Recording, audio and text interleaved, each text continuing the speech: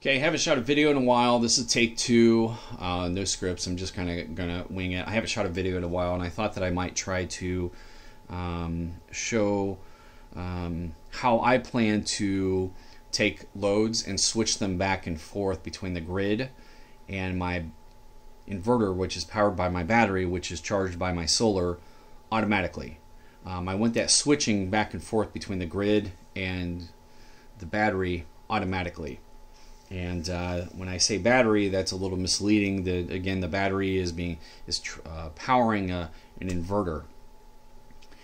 So essentially, the reason why I'm doing this is that every day, okay, maybe not every day, but I will have enough energy stored up that my batteries are pretty much charged, yet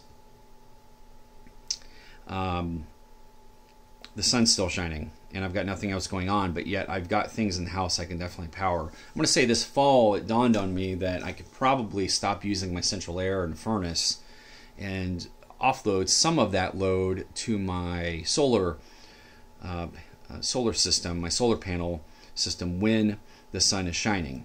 So the batteries, I really just want to use them for powering lights and TVs and refrigerators, things like that in the house, and use the grid for heating and cooling and that sort of thing. And the reason being is heating and cooling with AC, while it is effective, it uses a lot of electricity. Electricity is cheap, but you know, I have excess energy sometimes.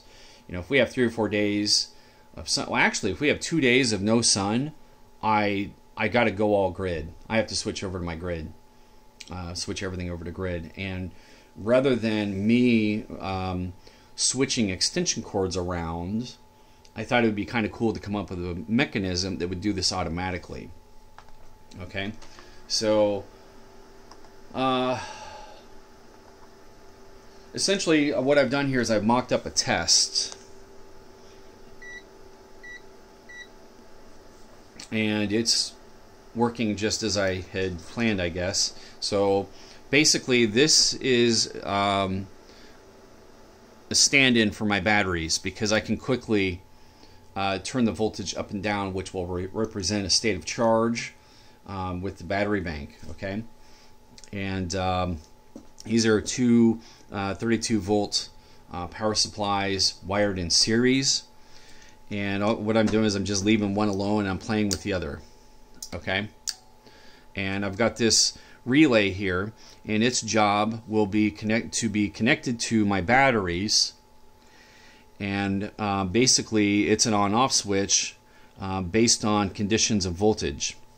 And I guess I would call this a low-high voltage detector relay switch. That's not what it's sold for. It's sold for basically charging. It's sold as battery maintainer relay or something. I don't know, it doesn't make sense to me, but basically your battery would be hooked up here, your charger would be hooked up here, and then your load would be hooked up here. And the state of charge of the battery, based on the two potentiometers, you got a high set or a high trigger and a low trigger, and based on the state of voltage and the dynamic of those potentiometer settings determines which one of these two circuits the battery's connected to, whether it's the charger or the load. Personally, I would let the charger and the load be connected at the same time. I mean, but that's me. There could be reasons that I just don't understand at the moment. But anyways, so what I'm doing here is that I've set this for 57 volts. When my battery hits 57 volts, it's at a state of charge that I consider good enough to go ahead and allow loads to be moved from the grid to the battery. And when I say battery, I don't actually mean the battery, I mean the inverter connected to the battery. I know that can be a little complicated. So that's what's going on here. And when this relay sees that it's at 57 volts, it will connect the load side, which this isn't really a load. It allows, in my eyes, it allows for power the battery voltage to pass from these pins to these pins into this device. We'll get to this device in a second. And it will allow for the load, which we'll get to in a second, to get pulled off of the grid and move instantaneously to the inverter, which is being run by the batteries. Okay? And then as the voltage drops, watch this voltage, as it drops, it's still on the inverter. It's not going to come off the inverter till 51 volts. According to my math, when I hit 51 volts, that's when we're at 12.75 volts per battery, because this 48 volt battery is actually 4 12 volt batteries in series, and then I've got those series strings paralleled. So anyways, when we hit 51 volts, you're going to hear clicks, and it just moved the load back off of the inverter to the grid. Okay, it did that automatically. All right, so what's going on here? Well, one of the drawbacks of using this device, when I purchased it like 2 years ago, I didn't really know what I was doing. Not that I do now, but at least I know enough how to make this work for me. The unfortunate side of this device is that it just connects these pins to these pins. So whatever the voltage is here is what is going on the input side here. Let's see, I don't have that in the frame, do I? And so we got 51 volts going in, but I can't have 51 volts going out to the next device. That's too high. So this device, its only purpose in life is to take whatever voltage this is and step it down to 20 volts. Because the next relay, which is in the middle of this mess, can only work with a maximum of 30 volts.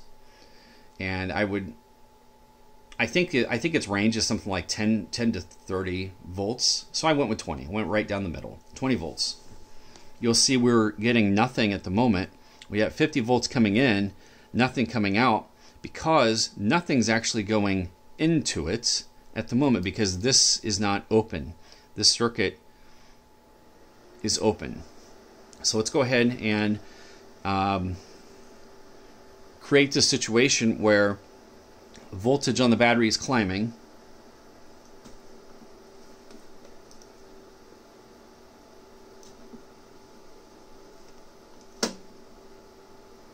And the key is this. This basically adds these two numbers for us. So we don't have to do this math in our head. We can just look right here. And as soon as we hit 50, I think I've got it actually set for 56 volts. 55, there's 56. Okay, it looks like it's 56.1 or 0.2. It switches over. You'll see the red light kicks on, telling us that this and this are connected, which means it's feeding 56 volts in. We're getting 20 volts out, which turns on our relay over here. Now this relay over here, this is kind of the, I guess, the heart and the soul of this entire setup. And I know you can't see it because it's buried in all these wires. But essentially what it is, if I was to, somewhere on this computer I've got, of course I've lost my stylus. Here it is.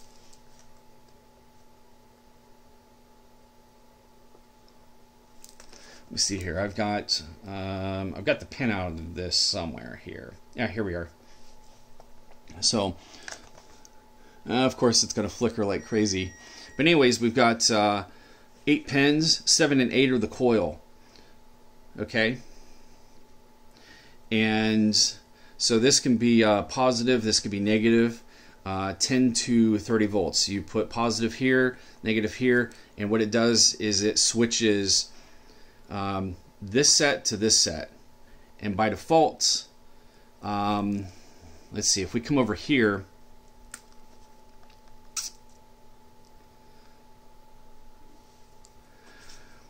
5 and 6 are the outputs.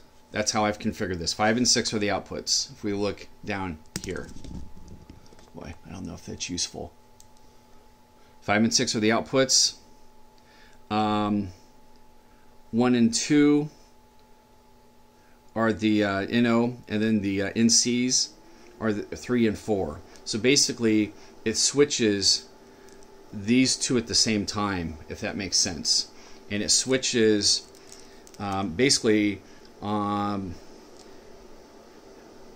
means normally open, NC means normally closed, and let's see, 5 and 3. So by default, those are connected, and those are connected. So whatever is connected to these two are going to be connected to these two. So you have hot in, hot out, neutral in, neutral out. And this could be, these two could be the grid, and then these two can be the inverter. And these are normally closed. And then when we energize this circuit, this coil, the relay flips to the other set. So it connects these, it connects this to this, and this to this. So this, again, hot to hot, neutral to neutral, or however you want to do it. Polarity doesn't matter as long as you're the same across the board. Okay? That's how that works. Alright, so to demonstrate how this works, I've kind of been doing it all along, but I didn't show this. This power strip is mimicking the grid. Okay? That inverter, that little battery sitting on that inverter, that represents another inverter situation producing 120 volts. I've got both sources coming in, but they're not connected to anything, or they're not, even though they're live, they're not doing anything until the relay flips things around, okay? And then it powers that light. So right now we're being powered off of, that light is being powered off of the inverter. And I can demonstrate that by reaching over and hitting the power button on the inverter. See how that turned off? And I'll go ahead and power the power strip off, and you'll see the power strip's not doing anything. Even though it's lighting up, it's not affecting the light. Okay? Alright, so 56 volts, so we're on the battery. Let's go ahead and switch back to the grid. And also, this is the voltage going into the lamp. So you can see we're at 118 volts. That produces a slightly less voltage than the grid power, which is technically another inverter. As soon as we hit 51 volts here, you should see that this will bump up to 123 volts, give or take. 124. Okay? And again, to show that that lamp is not being powered by the inverter, we'll turn it off, back on, and now we'll flip this switch.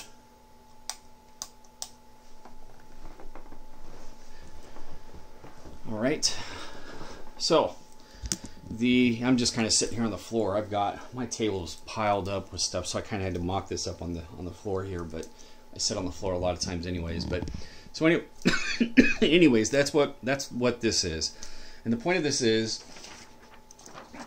to basically move big loads to my solar potential, my potential solar energy, if it's there, and during this time of the charge cycle, and then move it back off, move it back to the grid. And I'm guessing that it should work, and I get anywhere from, I don't know, 12 to 20 maybe kilowatt hours of energy a day, but I want to say close to 9 nine of those kilowatt hours just go to lights and TVs and little experiments like this and charging batteries and other little things that I'm doing in the house. But yeah, that's essentially what I'm doing here. So to give you just one more demonstration, you'll probably notice the flickering of the light because the light is being switched off from one AC waveform to the other, and there is a break, and they're not in sync, but it doesn't matter because it's a completely different waveform. So anyways, there's 48 volts, 50, 51, 52. So again, as the sun charges the batteries up throughout the day, we're going to eventually hit 55, 56 volts. I think 56.2. That time it looked like it kicked on a little sooner. I may have to play around with this a little bit, play around with the potentiometers on that, and then we're going to hang out here as long as we're bringing in the energy. At any given point during peak sun hours, I usually get about 2,500 watt hours. Now, that number is low by design because I pointed some panels southwest, some are south, and some are southeast, so that I can get off of the battery sooner and basically expand that window and stay off of them longer. And otherwise, if I had them all pointed south, I would definitely get more energy. I'd probably get, I don't know, 20-30% more energy per day, but I'm okay with getting less energy and spreading it out. That's I guess something that's also somewhat unique to my design. So anyways, that's all I got for this video. I don't know I don't know how safe this is, how dangerous this is. All I know is that in theory it's working right here. The next thing I was going to do is switch over and use bigger loads. I was going to try to use bigger loads like maybe a medium-sized roll-around air compressor. And I obviously am going to have to do more than I'm going to have to up the game here for my grid power and for my inverter, because that little 12 amp hour battery is not going to power much of anything, especially with those little JST jumper leads. But anyways, I'm tempted to upload this and share it, but I suspect someone's going to attack me for something, because there's probably something I'm not thinking of, and that I invite that, because I do not know what I'm doing, and I know that there's a lot of things about basic electricity that I do not understand yet, such as AC grounding, hell, DC grounding. None of my stuff is grounded out in the yard, with the solar panels and my inverter. None of this stuff laying here is grounded. Or fused, but I will have breakers throughout the system. I definitely have breakers, but I don't know. So anyways, that's all I got for now.